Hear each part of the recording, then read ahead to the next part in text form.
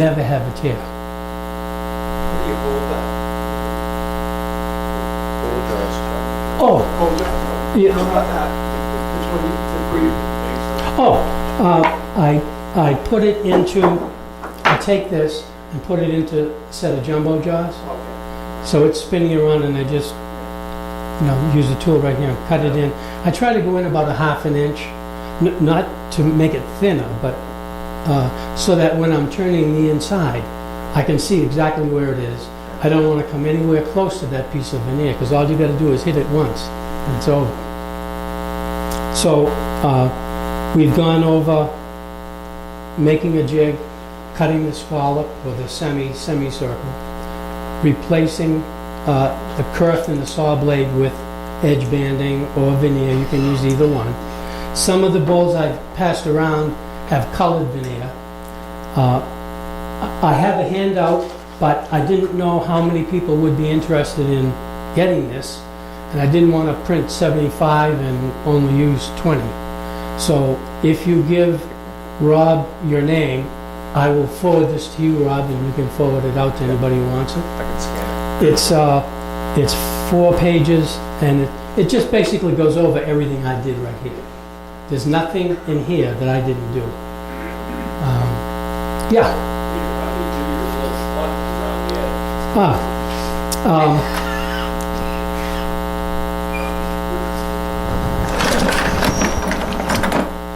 Okay. What I did, my wife and I moved here from Massachusetts, and we sold the big house but kept our cottage on Cape Cod. So in the summer, we go to the Cape. And I have nothing to do. I don't have a lathe there. So I do a lot of cutting and pre-assembly. And I have a lot of time on my hands. So it's not enough to just cut a wedge and cut a semicircle. I set up a jig and use a ½ inch brad point drill and drill. So this hole, I set the depth so I know exactly how deep I'm going. And I got really creative and I decided I'd put 2 holes in the back. And what I found is that when you do this and you assemble everything, when you're turning, you can't turn the outside edge of the top ring, which would be this. You can't turn this very thin because you start to expose. When you use a brad point drill, there's a little dimple in the middle. If you turn too much of this wood away, you see the dimple. And of course you don't want that. So after I ruined a few, I realized what I was doing wrong. And I started leaving them fatter. Now, so I do this before I assemble it, so to answer your question. And I do it on a drill press with a half inch or a 3/8, whatever size you want. I set this jig, the jig to do the center hole. I just, very simple, similar to this, but instead of this angle here, it was straight, and this was straight, and it was sized so that this slipped exactly into the space. And then you just center everything, and you can do 10,000 of these in a day. To do the other side, with 2 holes, I pushed it to one side, and I made the opening larger, pushed it to one side, drilled the hole, pushed it back the other way, drilled the other hole. And they're all in the same place on every wedge, or on every semicircle. Yeah. I cut plugs, and I cut them from Paduke and Bloodwood and Walnut and all different Yellow Heart, whatever I got laying around. When I lived in Massachusetts, I was a contractor, and when I went to the lumberyard to get doors or windows or whatever I went there to get, I'd always buy a couple of pieces of wood. And they had lots of exotic woods there. And when we moved to Canada, I brought them with me. So I'm using all these pieces of wood that I've had for 15 years. Any other questions? Yeah.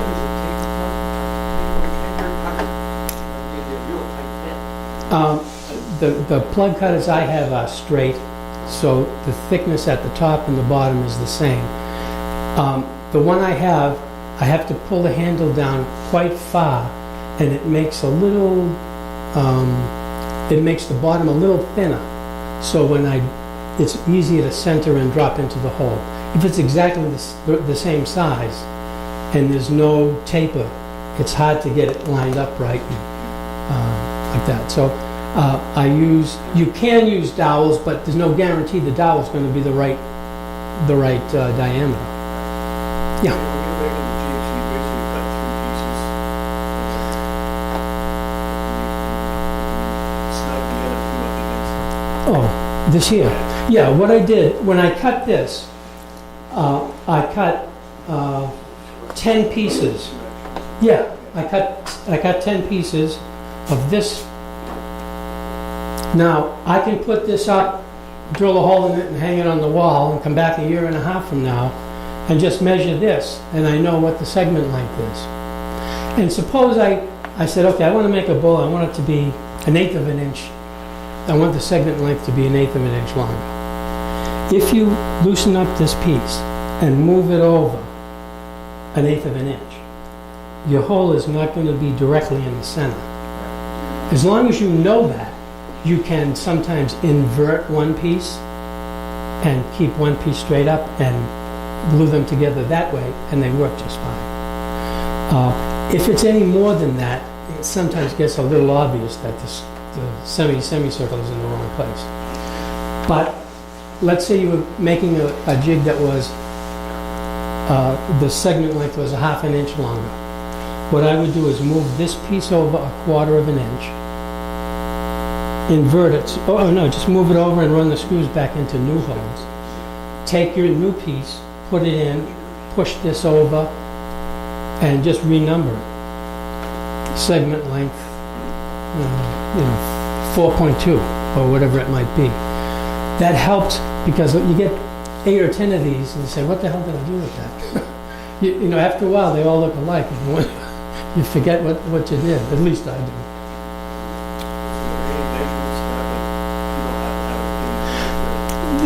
The length, there's two things that you've got to keep in mind when you make this.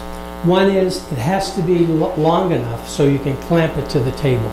Now, I didn't realize that this drill press had this large a table, and I scrambled just before we started to find some clamps that would reach in far enough to clamp that down. But I did find them, and it did work out just fine. That's one thing. The other thing is this piece should not be longer than the radius of the hole saw, because then it's out further and the sawdust has nowhere to go but back in here. Wider. Yeah, wider. So if this were, let's say, 3 inches wide, this here would be all in wood. And as the hole saw came down and cut this, there would be nowhere for the sawdust to go. And after a while, the drill press would start bogging down, and it makes a hell of a mess.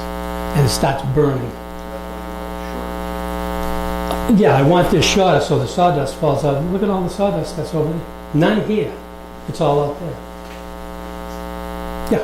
Would there be any advantage to gluing it together and making your jig so that the whole octagon sits on there and you just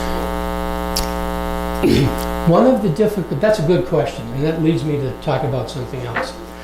One of the problems I had doing this, if the top ring is not centered perfectly onto the first ring and the base, when it spins, it's going to be a little bit out of round. When it's a little bit out of round, look at this. When it's a little bit out of round, the distance from the center to the beginning of the veneer is going to be different as you go around the circle. If it's perfectly concentric, the distance will be identical everywhere. I made a few where if you turn this straight across, basically across, and then start to have it taper down after the edge of the veneer, You don't see it too closely. It's not obvious if it's out of round. But if you start over here and start to taper it back. If you were going to do that, and if you wanted it to be absolutely perfectly centered, the best thing to do would be to make this more than 1.5 inches wide. Make it 1 3/4 or 2 inches wide. Then, when you and increase the segment length, so that you don't end up with a bowl with a little teeny thing in the center and a big wide top. You got to keep things in proportion. Then, when you put this in place, you can drill or saw the hole for that scallop, and you will not cut this piece in the process. Do you understand that? Okay. Any other questions? Looks like when you drill a valve in the top into the bottom, you gotta be pretty careful, remembering how that is when you're cutting the blade. Yes. So you don't overcut it. That's right, exactly. And a couple of the pieces, I sort of lost my, I've got other bowls here that I haven't sent around. And there's a couple, They're already out. okay. I gotta, I just handed Dennis a bowl that's pretty well scented, and it's pretty simple. Can you come in close on this, Chris? He's going to get this in focus. Look up here. Do you see that little, oh geez, I gotta go backwards. There we go. See that little dimple right there?